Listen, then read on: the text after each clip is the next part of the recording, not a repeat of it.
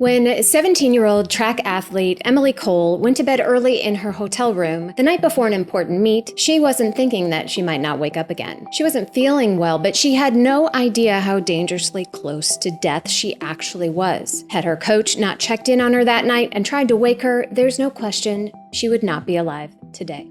So how on earth could an incredibly fit and healthy high school athlete go from running with her teammates one day to finding herself waking up from a coma 2 days later? The surprising answer is healthy eating. I'll let Emily tell you the details of her brush with death, and it's not a spoiler to say she's absolutely thriving now. In fact, Emily is not only excelling on the track at D1 Duke University, but she's building a successful career as a student athlete, thanks to a change in the law that allows student athletes to finally profit off of their own name, image, and likeness. Emily has written a book called The Player's Plate. She has a wildly successful TikTok and Instagram, and she teaches other student athletes how to market themselves on her podcast, The Player's Platform.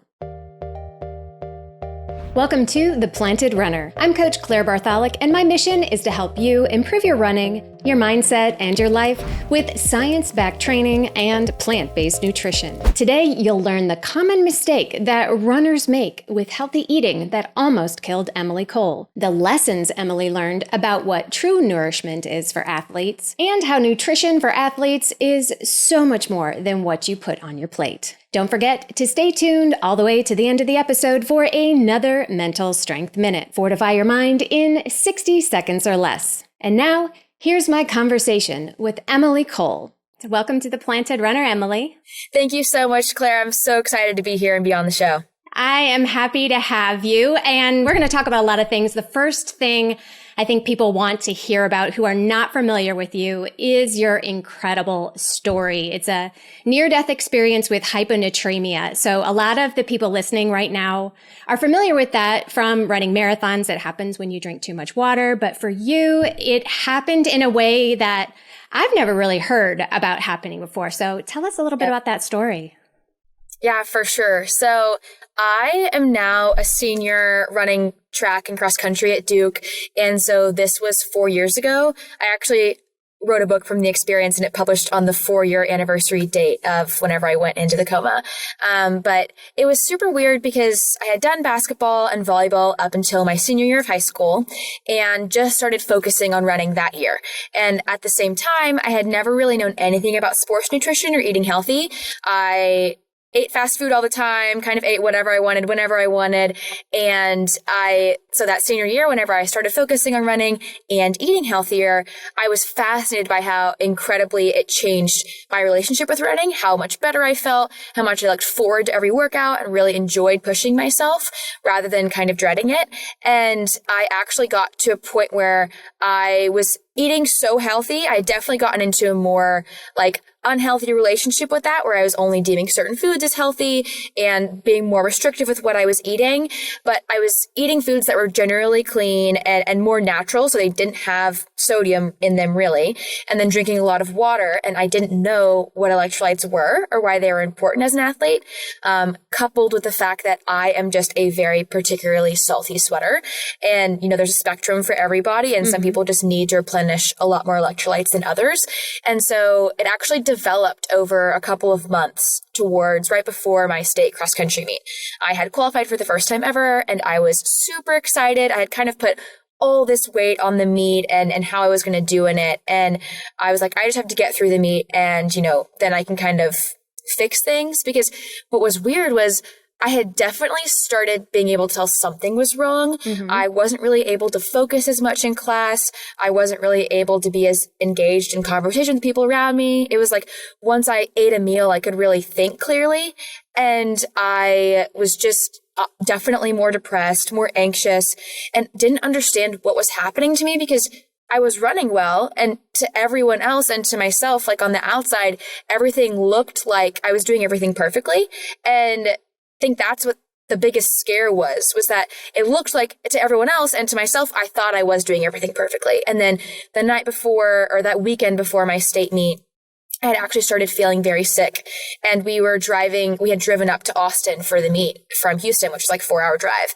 And we thought, we just chalked it up to car sickness or where we had gotten lunch, but started feeling very sick. And I actually threw up a lot. And that's what got my sodium levels even more dangerously low, because what I did have in me was gone.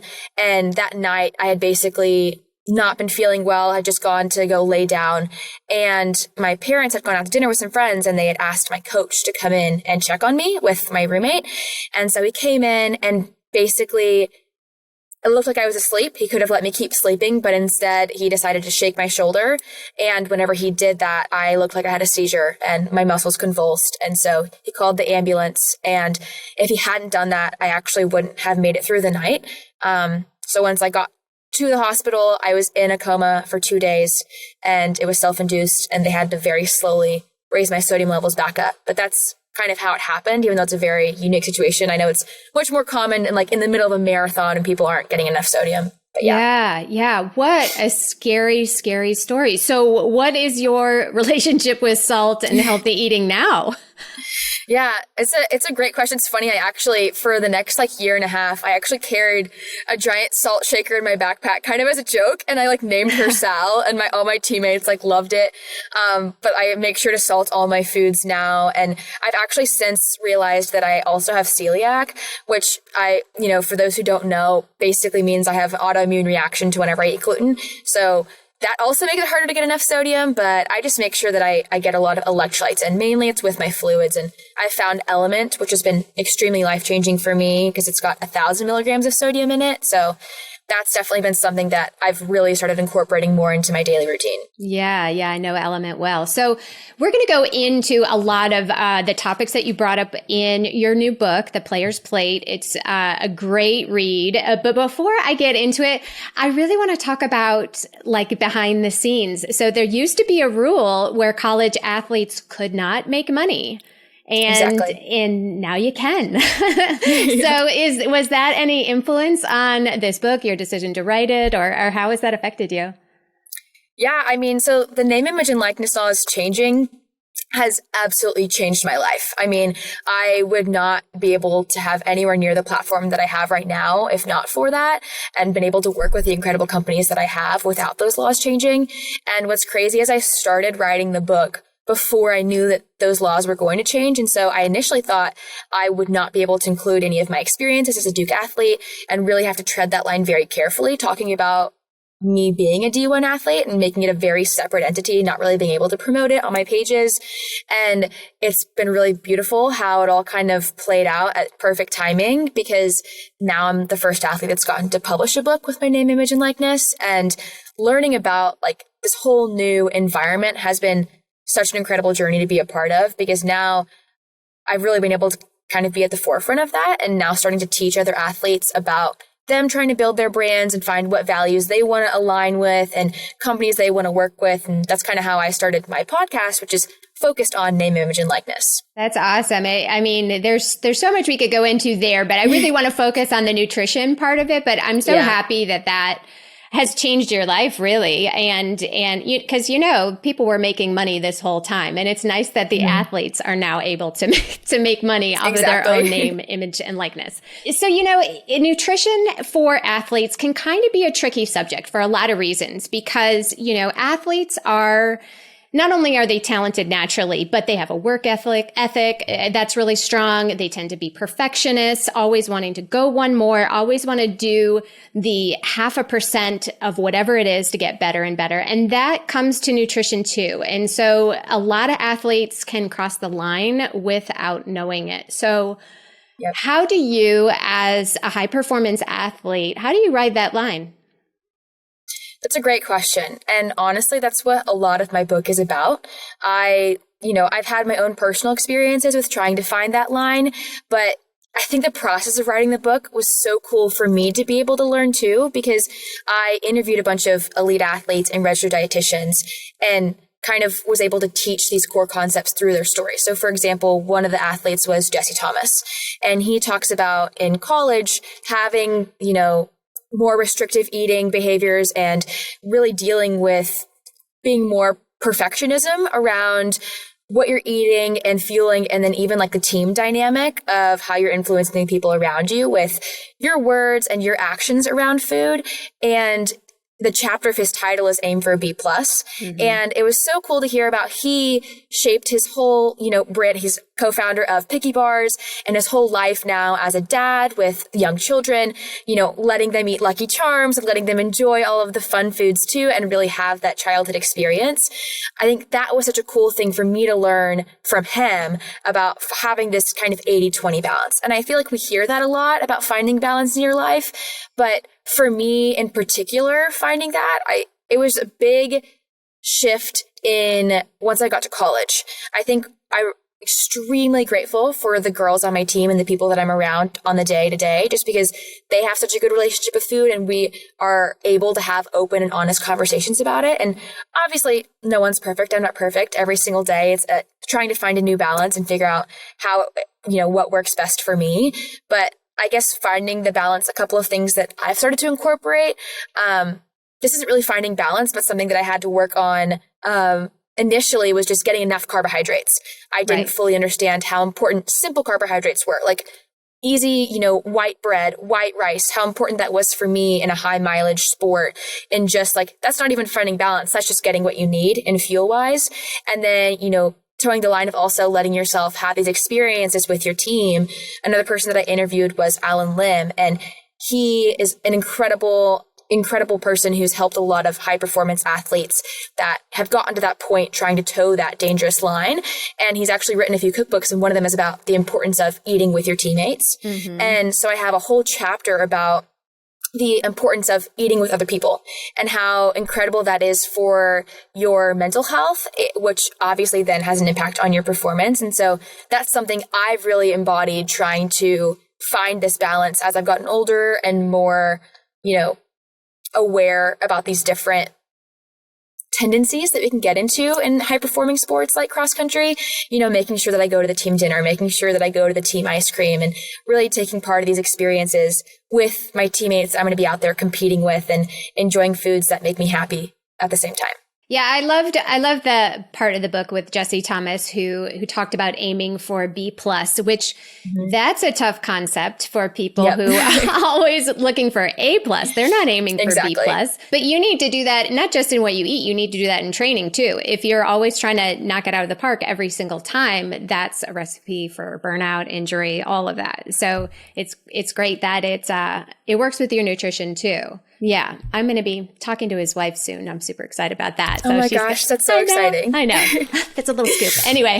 I love it. Yes. Oh, yeah, but it's so true. It applies to every other aspect of your life as well. And I think that's another reason why I called the book The Player's Plate, because of the saying, not having too much on your plate. As athletes, our relationship with food and sports nutrition is so much more than what is physically on our plates. It's also about the societal and psychological pressures that come along with what we think we should be eating and what the people around us are eating, and all of the thoughts that we have around food as well, and how we feel in our uniform and our body image and confidence. So that, I think that the title really helps embody that connection to that. Aiming for a B+ applies to all the different categories of our lives as athletes. Yeah. And I would love to ask you about that as a college athlete, about body image, because especially in a sport where, you're running in a bikini, basically, everybody is looking at your body. Everybody still has that mentality that lighter is faster. And we know that's not always true, but that's still a mentality that's out there. So, are girls today, I should say women, are women today still under that kind of pressure in college sports to look a certain way? It's a great question. And I feel like there is always going to be some level or degree of, younger girls having different thoughts around that. But I'm so incredibly grateful for the great role models in professional athletes that we have today. Like Elise Kopecky, like Shalane Flanagan, like Elise Cranny, talking about the importance of feeling your body and, REDS and amenorrhea, and making sure that you are feeling yourself enough and not totally buying into the whole lighter is faster, I need to be eating less and controlling more mentality. And I can definitely tell how that's made a huge difference in the conversations that we have around food and the culture in college athletics. I feel like it's definitely gotten a ton better. We still obviously have a lot of room to grow. I think there will always be room to grow. But if we didn't have those professional athletes setting such a good example, it would, I think, be a lot harder for us to be able to have this great culture around it. Yeah, absolutely. And, as girls, especially girls who were successful in high school and then they try to have a successful career in college, a lot of changes happen to a woman's body in those years. And, we're not maybe as fast as we used to be while things are changing. Did you have to go through, an adjustment period as an athlete?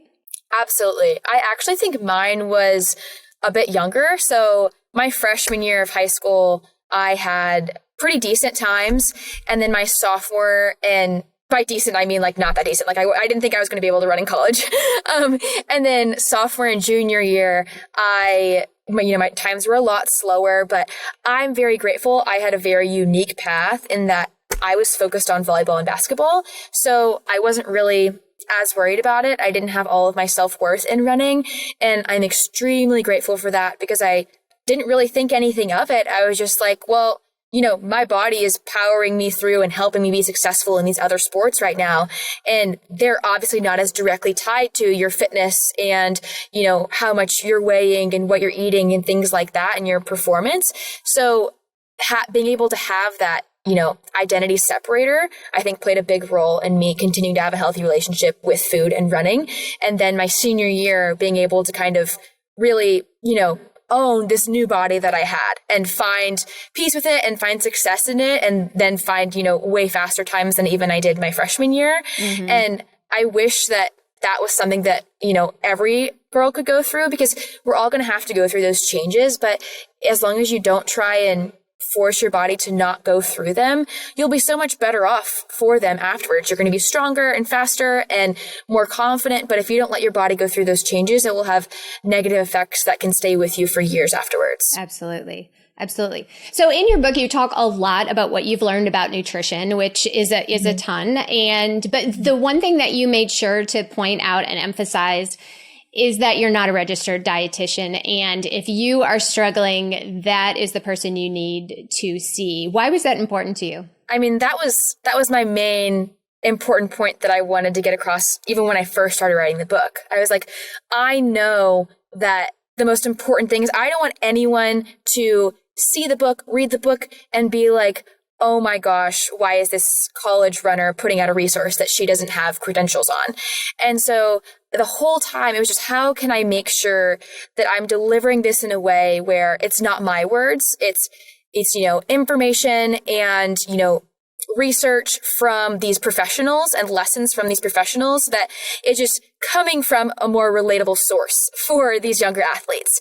And so I was able to put in some of my experiences, which are obviously, my own words, my own experiences, but then have a bunch of research and stories coming from these credentialed registered dietitians. And obviously I made the first chapter about the importance of this title, what it means, because I think that a lot of athletes don't understand that importance of a registered dietitian or understand the difference between that and nutritionist. Right. And that was the biggest thing. I was like, the most important lesson that I can get across is to, if they read one chapter, I want it to be that one, to know who to reach out to and who to believe. Because there are so many people on social media saying that, giving recommendations on food and advice, and a lot of them are not healthy and not helping and don't have the credentials behind their name.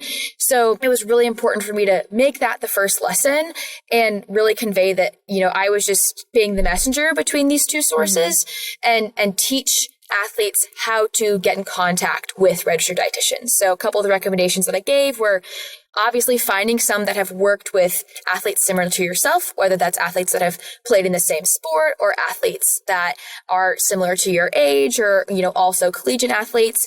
And then also, if you are in the position where you can pay to work with a registered dietitian, so many of them have incredible resources on their social media accounts. And if they've done the hours and the time to earn that title, they will make it very clear that they are a registered dietitian on, their bio and their description. So really putting out that resource and making sure that the next generation of athletes knows where they can learn how to maximize their nutrition was just really important to me. Yeah. And the other reason to work with somebody, if you are struggling, is that there's not a one size fits all approach, like you're not going to eat the same thing as your teammate necessarily. Exactly. Right. Right. So how did the diagnosis of your celiac disease, how did that affect you?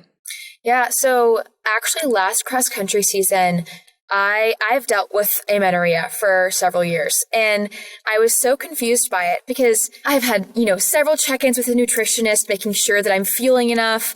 I'm the most diligent out of anyone on the team, making sure that I eat enough throughout the day, have my snack within 60 minutes after working out. And I felt like I was just doing everything right. And I still was having that clear sign from my body that something was wrong. And I knew obviously that it was something that I needed to pay attention to. And I had so many meetings with professionals trying to figure out what it was and couldn't really figure it out. And then last cross country season, it was actually pretty exacerbated because I was training very well. Like I felt the fittest I'd ever felt in my life. But then in my races, I was just absolutely hitting a wall, like bombing right in the middle. I'd get around 3 or 4K and then just could not run for the last portion of it. And it was not mental at all. It was very physical. I just got to a point where I felt like I almost lost consciousness. And I was just trying to stand up for the rest of the race. And, my parents now are like, Emily, I wish you would have just stepped off the course and not pushed your heart to those extremes.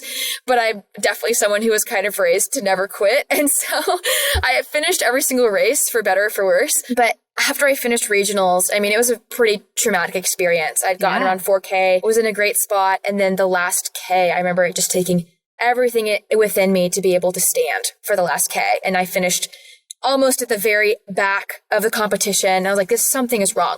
So I got back to campus and went straight to my team doctors. I was like, can we please do all the tests? Can we please figure out what is going on? Because clearly my body is giving me these signs. And it wasn't happening in training, just in races. Exactly. So the kicker is what we figured out was I generally was eating a pretty gluten-free diet, just because of the things I was cooking and, my preferences with what I was eating. But then right before races, I would carb load and we'd have a big bowl of pasta as a team the night before. And I'd be kind of carb loading with a lot of foods that had gluten in them those days leading up and that morning of the race, even though I wasn't doing that the rest of the week. And so that's why it was so contrasted. And, for those who don't fully know, celiac is an autoimmune disease. So whenever you eat the gluten, it causes your body to attack the villi on the inner lining of your stomach. So you can't absorb nutrients and it's super inflammatory. And so my body was kind of going through chaotic mess whenever I stepped on the line, even though I thought I had been preparing myself well.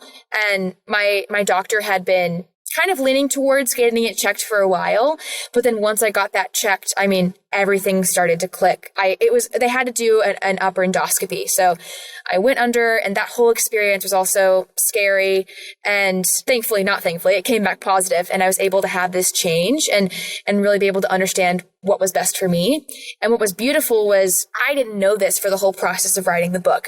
And so I was kind of having this imposter syndrome of I'm doing everything right, but I'm still not able to see kind of the benefit that I know I should be able to from eating healthy.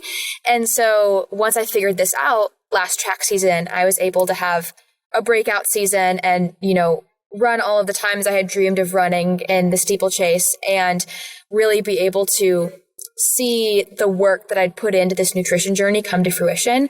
And it was cool because I was actually writing the conclusion and doing my final edits on the book at the time. So I got to talk about that kind of full circle moment and the importance of keeping an open mind and always continuing to learn with your nutrition journey in my conclusion.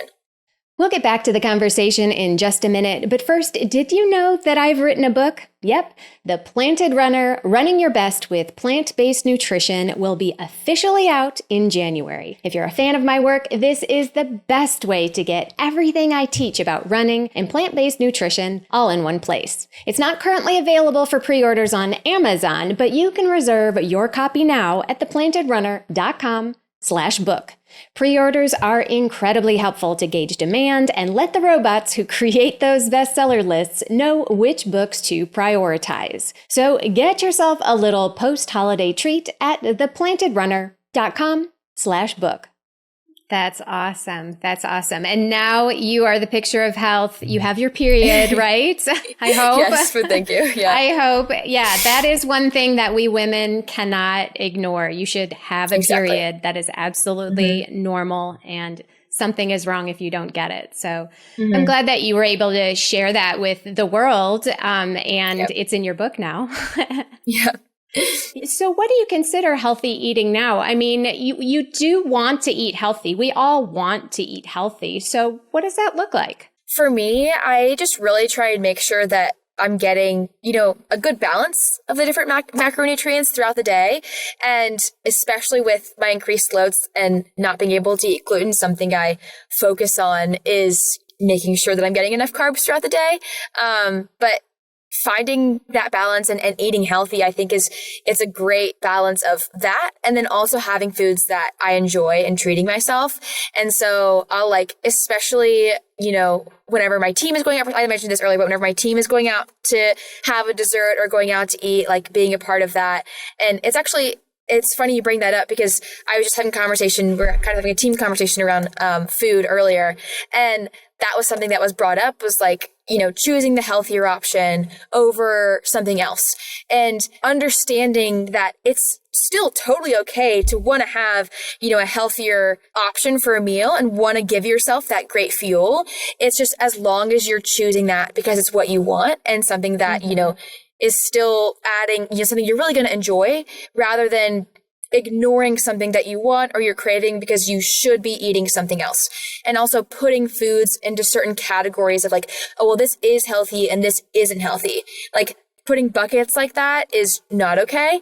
And so really just making sure that you're viewing food as food and understanding that certain foods can help you more at different times. And that's been something that I feel has really benefited me in finding that balance for myself. Yeah, absolutely. So for some people, they are really helped by tracking their food. If they don't know what they're doing and, maybe even they're working with a registered dietitian and they start tracking their food. Just like we have a watch on our wrist that tracks every step we run, a lot of people find that tracking their food is really helpful. I would love for you to kind of go through the pros and cons of that. I love that you bring that up because I actually have a chapter on macros where I interview Peyton Chadwick, who is an athlete who's sponsored by MacroStacks. And I actually first started learning about nutrition, learning how to track my macros in high school. And I talk about this exact thing in the chapter because it can be such an incredible tool for athletes to learn how to build a balanced meal and how to make sure that they are eating enough and how to time that nutrition, well throughout the day. And whenever you're working with a registered dietitian specifically, it can be extremely powerful in helping you understand what you're giving your body and how you can change what you're giving your body to improve how you're feeling and how you're performing. And kind of where I drew the line and drew the distinction was that can be a tool that you can use for a short period of time with the guidance of a professional. And it's whenever that becomes something that you want to do 24/7 and, do for the rest of your life, or you let control where you want to go eat or what you're doing with your day. That's whenever it becomes unhealthy. And it can be, it's a very fine line for athletes finding, how to use it as a tool and learn from it and not let it start to control them. And I talk about in the chapter how it's very easy for athletes who do start to track to get into more of this orthorexic state where they only deem certain foods as healthy and start to cut out certain food groups. And for a lot of people, if you are tracking your food, it actually might mean going more towards packaged food because it's easier to scan and put into the app, which is, so super counterintuitive because we want to be cooking more and having more whole foods in our diet and listening to our hunger cues. So that was one thing I talked about, was how it can be very helpful in this education and learning, but there's no way for an app or a program to fully encapsulate how your needs are changing and varying day to day and hour to hour. You might have an off day where you're not working out, but you ran 14 miles yesterday and you're running 8 tomorrow. So you still need to eat a good amount of carbs today and fuel yourself maybe more than you're burning. And that's not something that an app can fully take and appreciate and give you that knowledge, which is why having the help of a professional can be so important in that journey. Yeah, absolutely. It's like when your Garmin says that you're being unproductive, you're like, wait a second, I'm not being unproductive. I'm running. Yeah. What are you talking about? It's so funny. It's like so many times I'll go to practice and I'll go to start my watch and it's like, take a rest day. I'm like, that's so awkward. I know.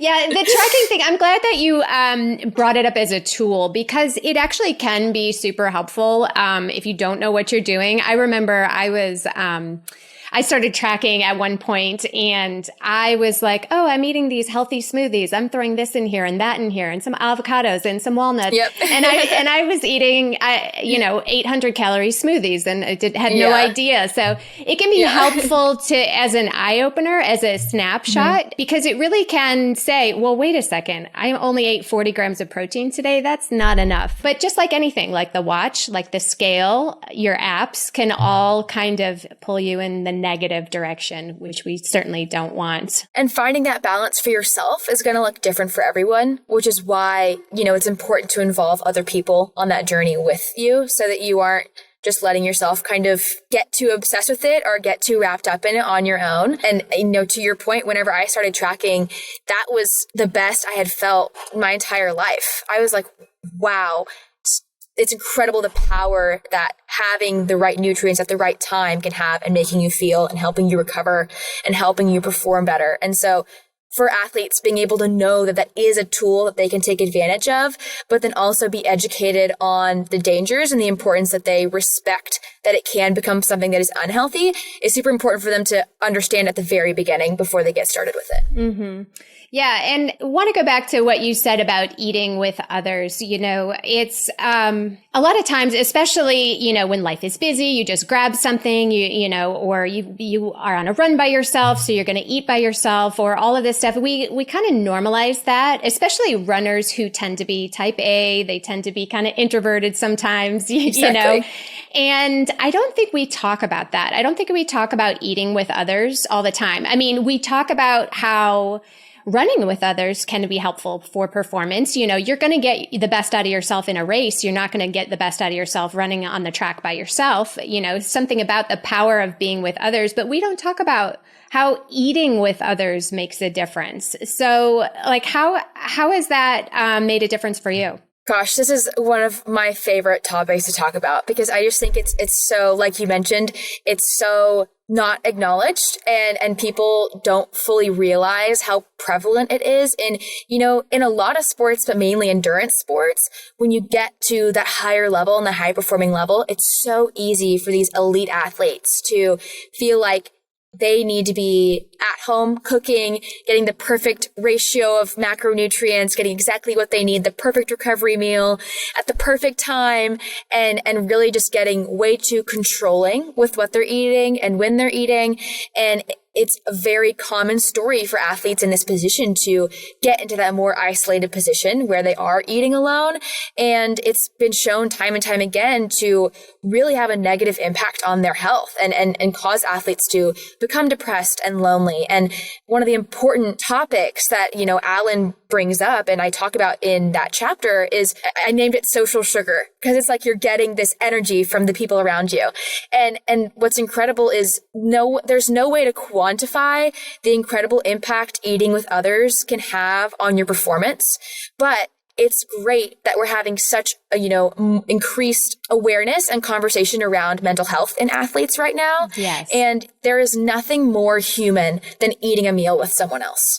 And especially whenever you're on a team where you're competing with each other or for each other, that's why I really tried to make sure that the book wasn't just geared toward runners, and it was geared toward all athletes of all sports. And like this particular topic, if you're going out there and competing with each other, this bonding experience of y'all eating together can help you compete for and with each other better on the court or on the field, and really be able to compete for each other rather than thinking it's all about yourself. And that's such an underrated aspect and, asset that we can have as athletes, is that bond with the people around us and really feeling known and loved by the people around us, and being able to share that intimate experience of eating with someone else is so important, especially for these athletes who are spending a lot of their day alone already. Right. Absolutely. And it's important to know that the best woman on the team is not just eating salad all the time, right? Exactly. She is fueling with real food. Yeah. Great. And if she's not, then maybe we can have a conversation about that.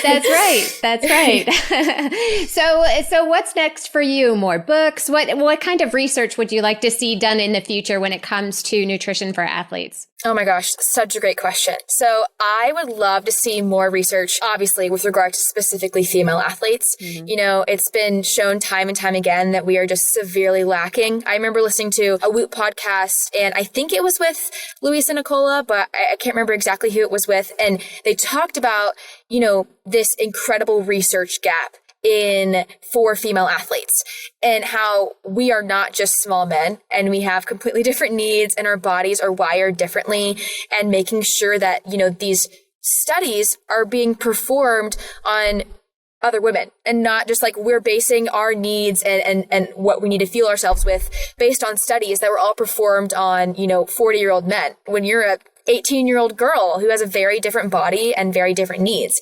So I think that that's definitely something that I'm, super inspired and glad to see so many women really doing a lot of work to change that narrative. But obviously a lot of research in that area. And then also I think this specific area of more the psychological relationship with fueling and how that can impact your performance. I think that's something that could use a lot more research, and for the more analytical type A athletes could really help them put a little more effort into being connected with the people around them, rather than like having drive as an athlete is so great. It obviously helps you reach high achieving goals, but, understanding that you can use that to help yourself be happier as a person and live more balanced life in general as well. Well, most people listening to this probably have daughters your age. We have a little skewed older crowd here. So what advice would you give parents of runners who are in college, who are trying to become athletes? What kind of things should we be telling women your age? I talk about this a little bit in the book, just like the importance of your words around nutrition and the way that you talk about food. And I'll tell a story as an example. This past summer, I was the summer before last, I was in Colorado, and I went out to eat dinner with my friends and my friends' parents. And because I've written a book about it, because I'm so passionate about sports nutrition, inevitably people know me as the girl that eats healthy, quote unquote. And I remember ordering a burger, and I didn't think anything of it. I, just ordered a burger for dinner, and it was like a shock to them. They're like, what? She ordered a burger? Like, is this a cheat day? Like, what is going on?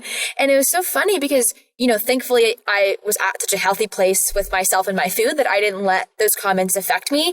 And I was very well aware that I was, the iron in the beef was great for me. It was a grass-fed patty, and I had run a long run that morning, and I really needed extra carbs.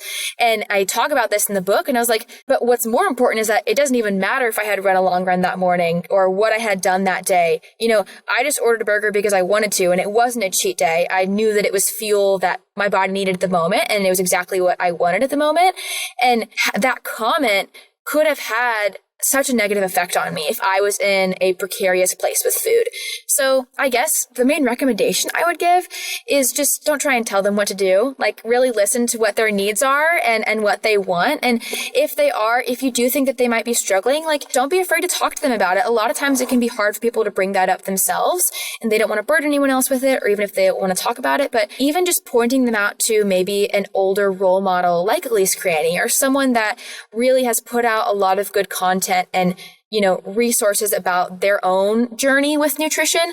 I think pointing them towards stories like that could be really eye-opening into helping them relate to it. And, they might not understand that they're in a precarious place with food, or they're thinking about it so much, or that it's not normal and that it's not something that is helping them be, the best athlete ever, is that they're trying to eat super clean all the time. So I really think that helping them find an older role model in the sport can be the best way to do it without you feeling like, you're just trying to give them information and it's for mom. And it's like, oh, well, mom said that, but she doesn't know what I'm going through right now, or things like that. Right. It's important to take the pressure off. I have a daughter and obviously I work in fitness. And so nutrition is super important to me. So, but I also try to be chill at dinner and not talk about it so that it's not a big deal. I think that's great advice. Well, Emily, I think that's a kind of a perfect place to wrap it up. You are pretty easy to find on the internet, but why don't you tell the listeners where we can find you? Of course. So my book is just theplayer'splate.com. And then you can find me on mainly both Instagram and TikTok. I share a lot more about my journey and my book journey on Instagram. And it's just at Emily Cole, EMILYCOLE. So pretty simple there. Perfect. Well, Emily, thanks so much for being on the show and sharing your journey with us. It was really great. Of course. No, thank you so much for having me. It's been an absolute pleasure. I loved Emily's book, The Player's Plate, because it's great for runners of all ages. But if you have a student athlete in your life, it is definitely a must read. One thing Emily and I share is that we've both written books about nutrition for athletes, and both of us are clear that we are not registered dietitians. I think we both take a more journalistic approach to the topic, gathering and sharing advice from academics in a way that everyone can understand. I'm certified in sports nutrition, but if you need specialized help with your diet, look for an RD who works with runners. And now it's time for the Mental Strength Minute. Fortify your mind in 60 seconds or less. Today's topic is called temptation bundling. This is when you pair something you really don't feel like doing with something that feels indulgent or maybe even a little naughty. But the key is that you can only do that specific indulgent thing when it's paired with the activity that you don't want to do. For example, if you're trying to motivate yourself to run on the treadmill, pair it with a trashy reality show or a naughty podcast that you can only enjoy on the mill. Instead of dreading your workout, you'll learn to look forward to it. This tip also works well in the kitchen if you're trying to get inspired to cook more meals at home. Pop in some headphones, listen to something fun, and create something delicious. I want to thank everyone who has subscribed and left a nice comment on YouTube. I'm creating free custom training plans for 5 lucky subscribers that were chosen randomly last month. Want to find out if it's you? Check your YouTube comment on The Planted Runner to see if you've won. If you didn't win this time, I'll do another contest soon. But if you need a training plan right now, head over to theplantedrunner.com/plans to get yours before prices go up at the end of the year. That is theplantedrunner.com/plans. Thank you so much for listening to the Planted Runner podcast or watching it on YouTube. The ability for me to make this show absolutely depends on the amount of listens, downloads, reviews on Apple Podcasts, and ratings on Spotify. So if you have already reviewed, thank you. If not, please take a moment after your run today to give it 5 stars. Have a great run today.